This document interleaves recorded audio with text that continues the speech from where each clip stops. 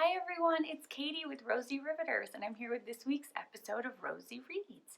And in all our STEM content this week, we are exploring flight and aerodynamics, and I really couldn't be more excited to share this book with you, Violet the Pilot. So obviously it goes right along with that theme, and it was written and illustrated by Steve Breen.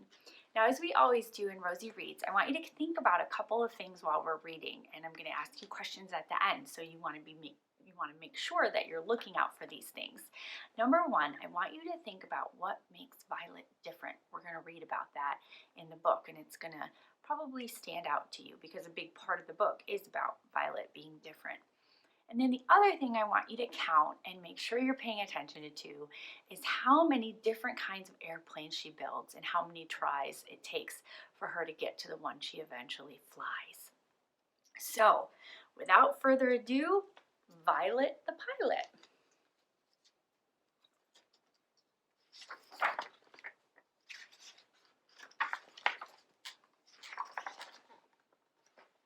Everyone in town knew that Violet Van Winkle was a little different.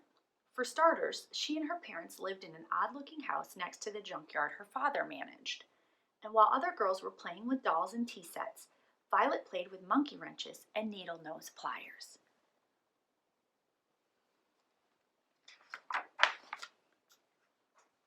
Violet was a mechanical genius.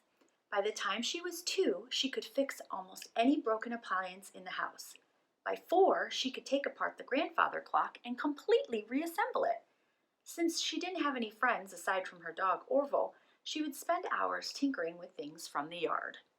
Violet's parents were very proud of her, although they weren't too happy the time she put a lawnmower engine on her cousin's tricycle. Look, he's speeding away.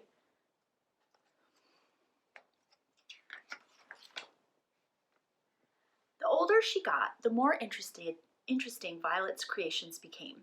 Around the time she turned 8, she was building elaborate machines from scratch, and not just any old machines. Flying machines. And there she is, trying to fly. Her parents couldn't believe their eyes when they saw Violet zoom by for the first time. They were a little worried in the beginning, but they quickly saw that she was a pretty good pilot. "Careful not to hit the house," Violet's father would yell, "and put on a sweater," her mother would add. Violet used anything she could find in the junkyard to make her wonderful contraptions.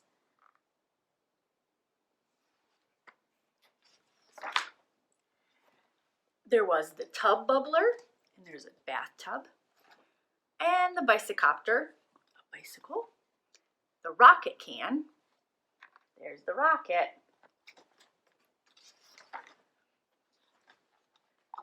the pogo plane, the slide glider, and the wigamajig, to name a few.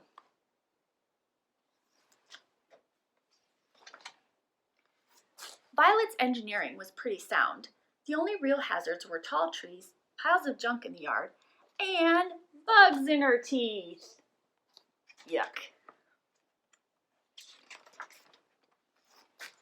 Kids at school would see Violet eating lunch alone and make fun of her strange books and greasy coveralls. Claude and Clyde Mulroney were especially obnoxious.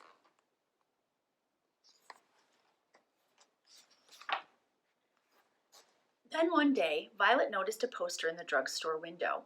"Air Show, October 20th, it read. That's only 2 weeks away, Violet thought. Can kids fly in the show? Is homemade aircraft allowed?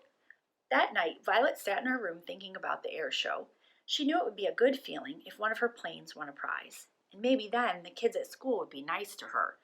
Violet pictured exactly where she would hang her blue ribbon.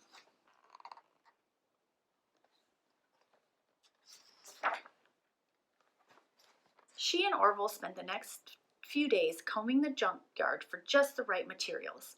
When they had collected a giant pile of stuff, the building began. One day, the Mulroney twins happened to pass by. "Look, it's that girl from school," one of them said. "What are you doing, weirdo?" Not nice at all. "I'm building an airplane," she told them. The twins exploded in laughter, then mumbled something mean as they walked away. Orville barked at the boys, but Violet just went back to her project. "Take it easy, buddy," she said. "We're too busy to worry about them."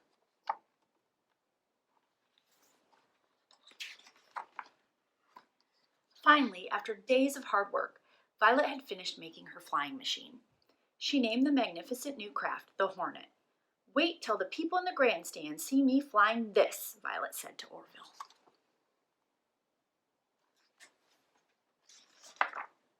The test flight was a success.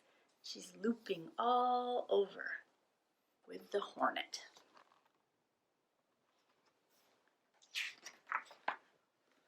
On the day of the big air show, Violet took off, bursting with excitement. Her parents' faces had beamed with pride when they wished her luck, and she thought about that as she flew through the clear autumn sky. She calculated that the trip would take about 20 minutes. She would arrive just in time for the start of the show.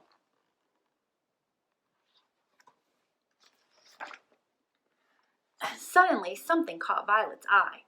In the river below, a group of people were waving frantically. Violet lowered her altitude to get a better look. A troop of Boy Scouts had run into trouble while canoeing. Violet knew she had to help. Fast. You can see their raft tipped over. It wasn't easy rescuing all the boys, but Violet piloted the Hornet with careful precision. Saving the Scoutmaster from going over the falls was particularly dangerous. You can see him hanging on to the branch there, and she's going to get him.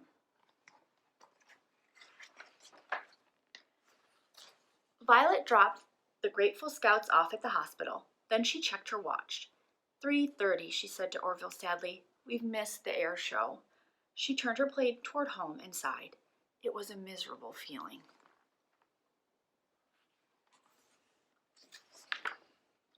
That evening, Violet had no appetite for dinner. She just went upstairs and sat on her bed. All of a sudden, she heard lots of noise outside the house. She and Orville went to the window and discovered that a crowd of people had gathered. Somebody spotted her. "There's Violet," the boy shouted jubilantly. "There's our hero."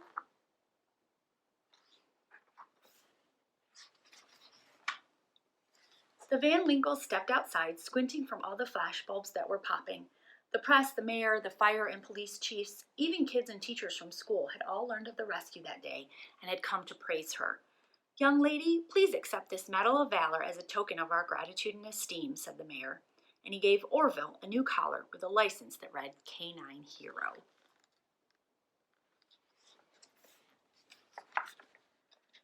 From that day on, Violet's parents let her fly whenever she wanted, but her mom still made her wear a sweater.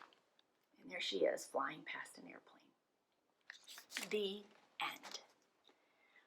So, how was Violet different? The book talks about a couple of ways, so why don't you tell me and then I'll wait and I'll tell you what I think. Okay, so Violet's different because she lives by a junkyard. She doesn't play with dolls or tea sets, and she wears coveralls to school. But she's also different because she's a mechanical genius. So what makes her different is really what makes her special. And that sometimes is a little hard to remember, especially when you're young. And for Violet, kids were making fun of her at school because she was different. But try to remind yourself that what makes you different is what makes you you. And be happy about that, embrace that, and be true to yourself. And even when you get older, we adults still have to work on that too. So it's something you should constantly practice and constantly try to be happy about, that what makes you different is really what makes you you. And Violet does encounter some trouble at school because the kids think she's different. But in the end, right, that doesn't affect how she acts. It doesn't affect her kindness because she gives up on the air show to save them. And that's really brave and that's really kind of her because they haven't treated her very fairly. So Violet really is a role model for us to remember to be kind and to be brave and to embrace what makes us different and be proud of it and share that difference with everyone in a really joyful way.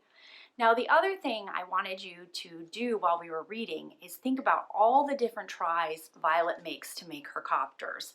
And there's a ton of them in the book.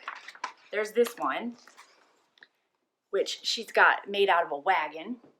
And then remember, there's the tub bubbler and the bicycopter, the rocket can, the pogo plane, the slide glider, and the wingamajig all before she gets to the hornet. So she has to have a lot of tries to get at what she wants to make.